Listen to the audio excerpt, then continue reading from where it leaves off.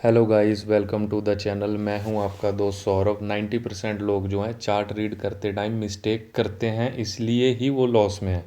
तो आप वो गलती ना करें, इसके लिए वीडियो को एंड तक ज़रूर देखें।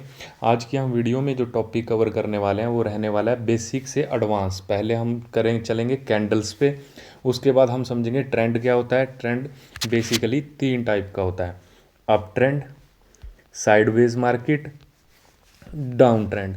और उसके बाद चार्ट का जो सबसे बेसिक, सबसे इम्पॉर्टेंट जो चीज़ है जिससे हम लेवल्स निकालते हैं, वो होता है support and resistance. Support and resistance भी 2 टाइप का होता है: horizontal support and resistance, trend line support and resistance. तो इससे आपको आइडिया लग गया कि आज की वीडियो में जो टॉपिक कवर होने वाले हैं, वीडियो में एंड तक अगर आप बने रहोगे तो आपको चार्ट को देख के कन्फ्यूज़न नहीं होगा, क्लैरिटी मिलेगी कि आपको कौन से लेवल मार्क करने हैं और किस लेवल पे प्राइस रिएक्ट करेगा, जहां पर को आप लोगों को ट्रेड मिल सकता है। तो सबसे पहले हम चलते हैं कैंडल पे। तो जैसे आपको ये कैंडल ग्रीन दिखाई दे रही है, तो ग्रीन कैंडल कौन बनाएगा? बायर बनाएंगे। चार्ट सिर्फ 2 लोगों की साइकोलॉजी पे चलता है, पहला बायर, दूसरा सेलर। तो इस कैंडल को हम समझते हैं। इस कैंडल का जो ओपनिंग प्राइस है, जो बायर के द्वारा कैंडल बनाई गई है, इसलिए आपको ये ग्रीन दिखाई दे रही है। तो हमारा जो प्राइस है वो ओपन हुआ 100 पे और प्राइस ने क्लोज दिया जाके 200 पे। तो जहाँ से प्राइस ओपन हुआ वहाँ से प्राइस ने क्लोजिंग ऊपर जाके दी है, तो इसलिए ये आपको जो ये कैंडल है ये ग्रीन दिखाई देगी। लेकिन उससे पहले मार्केट ने एक लो लगाया है जो 80 का है, ठीक है, और इसी कैंडल ने एक हाई लगाया जो 220 का है। तो हाई लगाने के बाद मार्केट ने क्लोजिंग 200 पे दी है, ठीक है। सेम, बिल्कुल भी कंफ्यूज नहीं होना है। ग्रीन कैंडल जैसे मैंने आपको बताया कि बायर्स की है, वैसे ही जब ये कैंडल रेड होती है तो उसमें क्या होता है, वो कैंडल होगी आपके सेलर की। तो उसमें क्या होगा, सिर्फ इसका उल्टा हो जाएगा। जो प्राइस है, जो हमारा प्राइस है वो ओपन यहाँ पे होगा ऊपर। वो प्राइस ओपन कहाँ पे होगा? 200 पे, लेकिन वो क्लोजिंग कहाँ पे देगा? 100 पे। और उसी तरह से मार्केट एक हाई और एक लो लगाएगी ही लगाएगी, ठीक है गाइस। तो उसके बाद यहाँ तक आप लोगों को इतना आइडिया हो गया कि कैंडल रेड और ग्रीन जो आपको चार्ट पे दिखाई देती है, जिसे देख के आप कंफ्यूज होते हो, वो क्यों दिखाई देती है। अब चलते हैं हम अपने नेक्स्ट जो हमारा कंटेंट है उस पे, जिसके ऊपर आपको फुल नॉलेज मिलने वाली है। तो यहाँ पे मैंने सपोर्ट एंड रेजिस्टेंस ड्रॉ कर रखा है, ठीक है। तो सपोर्ट कुछ नहीं है, बेसिकली वो एरिया है जहाँ से मार्केट या जहाँ से प्राइस ने ऊपर की तरफ को मूव करना शुरू किया। यहाँ से प्राइस ने ऊपर की तरफ को मूव करना शुरू किया और मूव करता करता प्राइस अपने अपर एरिया तक गया। फिर वहाँ से प्राइस ने क्या करा, एक रिजेक्शन लिया और प्राइस डाउन साइड में मूव किया। तो जहाँ से प्राइस ने ऊपर चढ़ना शुरू किया उसे हम मार्क करेंगे सपोर्ट एरिया, ये सपोर्ट एरिया है। और जहाँ से प्राइस ने नीचे मूव करना शुरू किया उसे हम मार्क करेंगे रेजिस्टेंस एरिया। क्लियर है दोस्तों? सपोर्ट और रेजिस्टेंस बिल्कुल इजी वे में आपको बता दिया गया है। जहाँ से प्राइस ऊपर की तरफ को रैली करता है, जिस बेस प्राइस से उसने ऊपर की तरफ चलना शुरू किया वो हमारा सपोर्ट हो गया। जहाँ से उसने गिरना शुरू किया वो हमारा रेजिस्टेंस हो गया। तो आइए अब हम समझते हैं कि ट्रेंड होते कितने टाइप के हैं, जो हमने वीडियो में डिस्कस करा। तो मैंने आपको बताया कि ट्रेंड 3 टाइप के होते हैं। पहला आपका आता है अप ट्रेंड, ठीक है गाइस। तो अप ट्रेंड में क्या रहता है, प्राइस जो है यूं धीरे धीरे करके ऊपर जाएगा, फिर नीचे आएगा, फिर ऊपर जाएगा, फिर नीचे आएगा, फिर ऊपर जाएगा, फिर नीचे आएगा, फिर ऊपर जाएगा और अपने रेजिस्टेंस एरिया पे आके रुक जाएगा।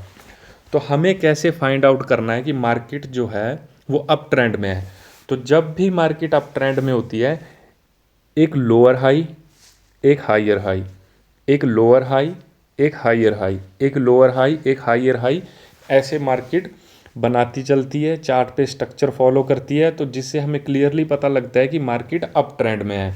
और सेम उसी तरह से जब मार्केट डाउन ट्रेंड में आती है तो मार्केट का स्ट्रक्चर मूव करने का यही रहता है, बस चीज़ें थोड़ी सी चेंज हो जाती हैं। इसमें मार्केट लोअर हाई, लोअर लो, लोअर हाई, लोअर लो बना के अपने इस स्ट्रक्चर को फॉलो करती है। अब यहाँ पे जो समझने वाली चीज़ है वो ये है कि जैसे ही मार्केट ने लोअर हाई लगाया अप ट्रेंड में, तो जब मार्केट ने अपने हायर हाई को क्रॉस करा तो ये जोन हमारे लिए इंपॉर्टेंट हो जाता है। जब मार्केट फिर से लोअर हाई लगाने के लिए वापस आती है, अगर मार्केट अपने पिछले हाई को डाउन साइड में ब्रेक ना करके फिर से ऊपर जाती है तो वहाँ से हमें कन्फर्म होता है कि इस अप ट्रेंड में स्ट्रेंथ है। और तीसरी चीज़, मार्केट, आप ये बात अपने दिमाग में बिठा लो, सिर्फ 3 ही स्ट्रक्चर में मूव करती है, या तो अप ट्रेंड में मूव करेगी या तो डाउन ट्रेंड में मूव करेगी। और तीसरा स्ट्रक्चर जो रहता है वो रहता है मार्केट का साइडवेज। मार्केट एक जोन में अटक जाती है और उसी जोन में अप एंड डाउन घूमती रहती है, कोई क्लियर ट्रेंड हमें देखने को नहीं मिलता है। जिससे कि आपको इतना तो समझ आ गया कि ट्रेंड मार्केट हमेशा फॉलो करती है, चाहे वो अप ट्रेंड में होगी चाहे वो डाउन ट्रेंड में होगी। तो इसके बाद चलिए अब हम आपको बताते हैं कि हमें सपोर्ट और रेजिस्टेंस में कैसे पता करना है कि ये एग्जैक्ट सपोर्ट है, यही एग्जैक्ट रेजिस्टेंस है। तो जब मार्केट ने यहाँ से चलना शुरू किया, जब मार्केट ने सपोर्ट एरिया से, मान लो प्राइस यहाँ से आया, यहाँ से गया गया गया और यहाँ पे आके अपने रेजिस्टेंस एरिया पे गया, तो रेजिस्टेंस एरिया से जब प्राइस ने गिरना शुरू किया, जब प्राइस ने डाउन ट्रेंड में जाना शुरू किया, तो कहाँ पर जाकर प्राइस रुका, और रुकने के बाद यहाँ पे मार्केट ने अपना स्ट्रक्चर चेंज करा, अप साइड में मूव दिया, फिर डाउन साइड में मूव दिया। लेकिन फिर जब मार्केट ने अपना पिछला हाई निकाला तो वहाँ से हमें समझ आया कि अब मार्केट का स्ट्रक्चर जो है चेंज हो रहा है। तो ये जो हमारा जोन है एज अ सपोर्ट का काम कर रहा है। फिर मार्केट अपना स्ट्रक्चर चेंज करते हुए हायर हाई लोअर हाई बनाते हुए फिर से रेजिस्टेंस एरिया तक जाती है, और फिर से यहाँ पे मार्केट या तो साइडवेज चली जाएगी। साइडवेज जाने के बाद अगर मार्केट इस जोन को नीचे की तरफ का ब्रेकडाउन देती है तो फिर से जो है प्राइस इस सपोर्ट एरिया को टच करने के लिए आएगा ही आएगा। अब दोस्तों यहाँ पे जो समझने वाली बात है वो ये है कि मार्केट परमानेंट तो इसी में मूव नहीं करती रहेगी, कि मार्केट इसी जोन में अगर परमानेंट मूव करती है, ज़्यादा लंबे टाइम तक मूव करती है, तो हम इसी मार्केट को साइडवेज मार्केट कहेंगे। कि मार्केट ना तो अपना रेजिस्टेंस ब्रेक कर पा रही है, ना तो अपना रेजिस्टेंस तोड़ पा रही है, और ना ही तो मार्केट अपना सपोर्ट तोड़ पा रही है। और जब भी ऐसी कंडीशन क्रिएट होती है, मार्केट अपना रेजिस्टेंस एरिया को ब्रेक कर देती है, उसे हम बोलते हैं ब्रेकआउट। उसे हम क्या बोलते हैं? मार्केट ने क्या दे दिया? ब्रेकआउट। तो ब्रेकआउट देने के बाद मार्केट फिर से अप ट्रेंड को फॉलो करते हुए ऊपर कंटिन्यू आपको जाते हुए देखने को मिलेगी। और उसी तरह से जब भी मार्केट अपना सपोर्ट एरिया को ब्रेक करती है तो उसे हम बोलते हैं ब्रेक डाउन। क्या बोलते हैं? Break down. जैसे ही मार्केट अपने सपोर्ट एरिया को ब्रेक डाउन करती है उसके बाद मार्केट जो है फिर धीरे धीरे धीरे धीरे डाउन ट्रेंड में चली जाती है, और जब तक मार्केट को कोई दूसरा सपोर्ट एरिया नहीं मिलता, मार्केट को कोई दूसरा सपोर्ट एरिया देखने के लिए नहीं मिलता है, तब तक मार्केट डाउन ट्रेंड में जाती रहेगी। जैसे ही मार्केट को कोई और सपोर्ट एरिया देखने को मिलेगा, मार्केट उस एरिया पे होल्ड करेगी और फिर से ऊपर जाने का ट्राई ज़रूर करेगी। और सबसे ज़्यादा जो कन्फ्यूज़न रहता है कि सपोर्ट और एरिया हम कितने टाइम फ्रेम में मार्क करें, तो मैं आपको बता रहा हूँ जितना बड़ा आपका टाइम फ्रेम होगा सपोर्ट और रेजिस्टेंस एरिया उतने ही स्ट्रॉन्ग होंगे। अगर सबसे पहले आपको चार्ट को एनालिसिस करना है वीकली टाइम फ्रेम में, वीकली टाइम फ्रेम में आपको सपोर्ट और रेजिस्टेंस फाइंड आउट करने हैं। फिर आपको फाइंड आउट करना है डेली टाइम फ्रेम में, फिर आपको फाइंड आउट करना है 30 मिनट और 15 मिनट के टाइम फ्रेम में, जिससे कि आपके जो लेवल निकल के आएंगे वो बिल्कुल क्रिस्प और क्लियर कट लेवल रहने वाले हैं। ठीक है दोस्तों, बिल्कुल सिंपल लैंग्वेज में आप लोगों को सब कुछ समझाया जा रहा है। फिर भी अगर आपको कोई कन्फ्यूज़न है तो कमेंट करके ज़रूर बताएं, सारा कन्फ्यूज़न आपका क्लियर किया जाएगा। यह अभी आपकी बेसिक स्टडी चल रही है। नेक्स्ट वीडियो आपका रहने वाला है कि चार्ट के पीछे की जो साइकोलॉजी है बायर और सेलर की, उसको कैसे समझना है। हर कैंडल पे बाइंग और सेलिंग चल रही है तो हमें कैसे पता चलेगा कि अभी बायर स्ट्रांग हो रहे हैं या सेलर स्ट्रांग हो रहे हैं, ये हम सारा टॉपिक जो है नेक्स्ट वीडियो में कवर करेंगे। अभी आपको यहाँ पे मैं बताता हूँ ट्रेंड लाइन, सपोर्ट और रेजिस्टेंस, जो हमने यहाँ पे एक पीपीटी तैयार कर रखी है। तो यहाँ पे आपने देखा होगा कि मार्केट में एक गिरावट देखने को मिली यहाँ पे, उसके बाद जो है मार्केट यहाँ पे थोड़ा टाइम बिताने के बाद जब इस एरिया का मार्केट ने ब्रेक डाउन दिया, इस एरिया का क्या किया, मार्केट ने ब्रेक डाउन दिया, तो यहाँ से फिर मार्केट जो है वो कंटिन्यू अप साइड में गई। अपर जो ट्रेंड लाइन हमने रेजिस्टेंस की लगा रखी है वहाँ से रिजेक्शन लेके नीचे आई, फिर से ऊपर गई, और ये ट्रेंड लाइन से सपोर्ट लेते हुई मार्केट लगभग इसी जोन में मूव करती रही। मार्केट इसी ट्रेंड लाइन को काफ़ी लंबे टाइम से फॉलो करती रही है दोस्तों। ये कोविड टाइम की सेलिंग है, वहाँ से लेके अभी तक हमारी जो मार्केट है वो अप ट्रेंड को ही फॉलो कर रही थी। यहाँ पे अब अगर आप देख पा रहे हो तो यहाँ पे आपने देखा होगा कि मार्केट ने टाइम बिता के ब्रेक डाउन दिया है, और मार्केट एग्जैक्ट कहाँ तक आई है, जो उसका नेक्स्ट हॉरिजॉन्टल सपोर्ट एरिया निकल के आ रहा है। तो यहाँ पे हमें ट्रेंड लाइन का क्या देखने के लिए मिल रहा है, ब्रेक डाउन देखने के लिए मिल रहा है। तो यहाँ पे अब ये नेक्स्ट जो की लेवल है वो ये सपोर्ट एरिया रहने वाला है। अगर ये सपोर्ट एरिया भी ब्रेक डाउन होता है नीचे की तरफ को, तो नेक्स्ट जो हमारा सपोर्ट निकल के आ रहा है, यहाँ पर थोड़ा ध्यान से देखिएगा, तो ये जो पिछला हाई है मार्केट का, ये लेवल और ये लो, ये लेवल फिर एज अ सपोर्ट का काम करने वाले हैं मार्केट के लिए। तो यहाँ पे चार्ट देख के आपको इतना तो समझ आ गया होगा कि सपोर्ट एंड रेजिस्टेंस क्या है, मार्केट किस तरह से अपने प्रीवियस लेवल को, सपोर्ट एंड रेजिस्टेंस को फॉलो करती है। बट यहाँ पे जो आपको ध्यान रखने वाली बात है वो क्या रहने वाली है, कि जैसा कि आपने यहाँ पे मैंने आपको सपोर्ट एंड रेजिस्टेंस ड्रॉ करके दिया और आपको बताया कि कैसे मार्केट इस चीज़ को फॉलो कर रही है, अपने प्राइस को, अपने स्ट्रक्चर को, तो हमें कैसे पता लगेगा कि ये सपोर्ट जो है अभी ब्रेक नहीं हो रहा है, अभी ये प्राइस को सपोर्ट करेगा और प्राइस फिर से अपने अप ट्रेंड को पकड़ेगा। तो गाइस उसके लिए अभी के लिए आपको मैं इतना समझा दे रहा हूँ कि जब प्राइस यहाँ से यहाँ गया और यहाँ से जब प्राइस यहाँ पे आया, तो हमें डायरेक्ट एंट्री नहीं कर लेनी है, क्योंकि स्टॉक मार्केट में एक चीज़ बहुत ज़्यादा इम्पॉर्टेंट है और वो है टाइमिंग, कि आप किस टाइमिंग पे ट्रेड ले रहे हो, आप किस टाइमिंग पे ट्रेड ले रहे हो, या आप किस टाइम पे स्टॉक खरीद रहे हो, क्योंकि आपके खरीदने के बाद स्टॉक को ऊपर जाना चाहिए। तो उसके लिए एक प्राइस और टाइमिंग दोनों का हमें पता होना चाहिए। अब मान लीजिए सपोर्ट हमने निकाल लिया, तो टाइमिंग का हम कैसे पता करें कि हमें ट्रेड में कब एंटर होना है। तो उसके लिए हमारी हेल्प करते हैं कैंडलस्टिक पैटर्न और चार्ट पैटर्न, और हम समझते हैं कि मार्केट अपना स्ट्रक्चर कहाँ पे और कब चेंज कर रही है। तो आइए इस चीज़ को थोड़ा फोकस के साथ सुनिएगा।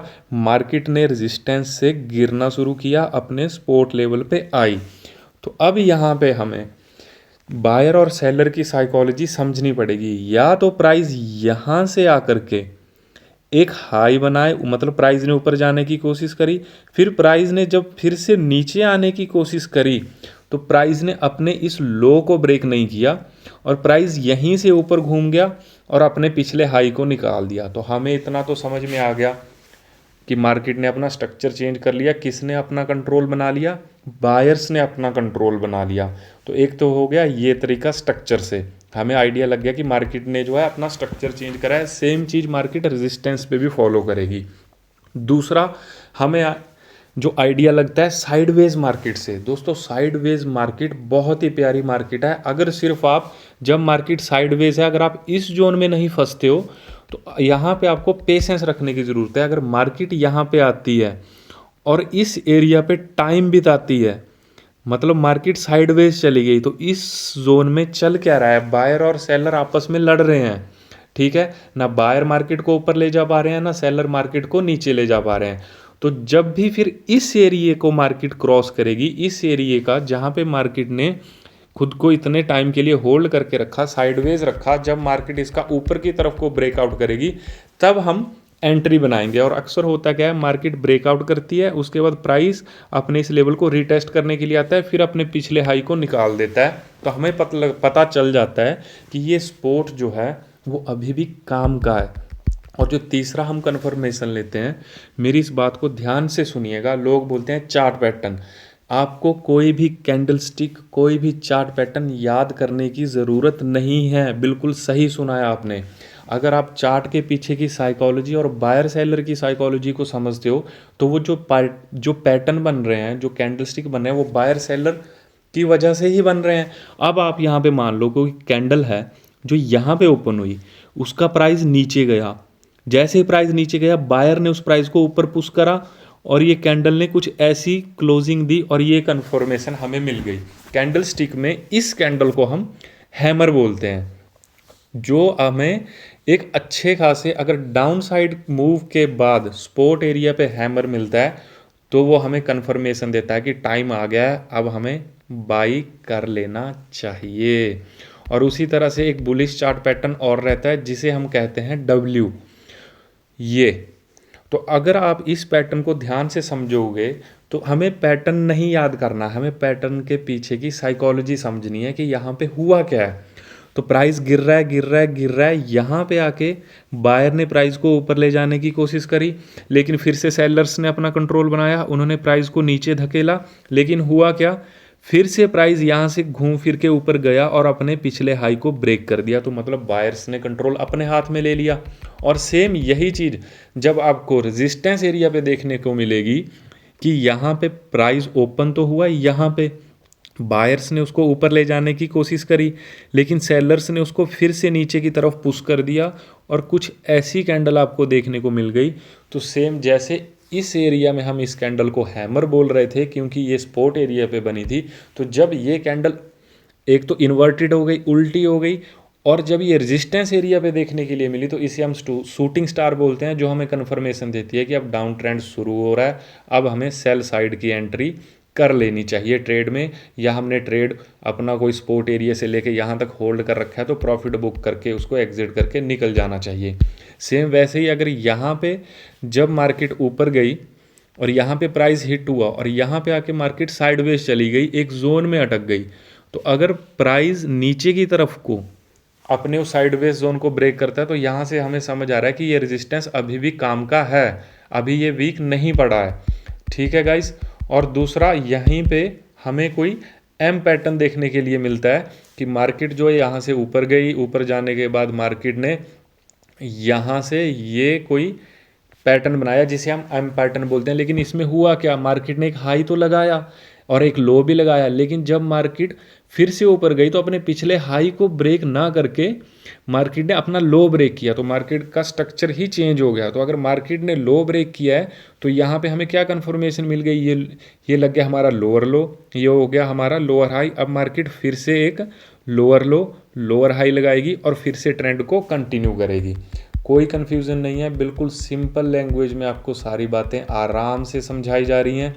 ठीक है दोस्तों, चैनल को फॉलो करिए, सब्सक्राइब करिए, बेल आइकन प्रेस करिए। नेक्स्ट वीडियो जो है आप लोगों के लिए एडवांस चार्ट स्टडी की रहने वाली है, जिसमें हम प्रॉपर बायर सेलर की साइकोलॉजी को समझकर एग्जैक्ट टाइमिंग पे ट्रेड लेंगे। मैं आपको पहले बता दे रहा हूँ, कोई कैंडल स्टिक ज़्यादा कोई चार्ट पैटर्न याद करने की ज़रूरत नहीं है। अगर आप चार्ट के पीछे की साइकोलॉजी, बायर सेलर कर क्या रहे हैं, मार्केट में चल क्या रहा है, मार्केट का स्ट्रक्चर क्या है, ट्रेंड आपने पकड़ना सीख लिया, जब ट्रेंड रिवर्स हो रहा है ये आपने पकड़ना सीख लिया, तो मान के चलो कि 80 to 90% जो चीज़ें हैं आप सीख चुके हो। लेकिन फिर भी अभी बहुत कुछ सीखना बाकी है, इसलिए चैनल के साथ बने रहें। जय हिंद दोस्तों, मिलते हैं नेक्स्ट वीडियो में।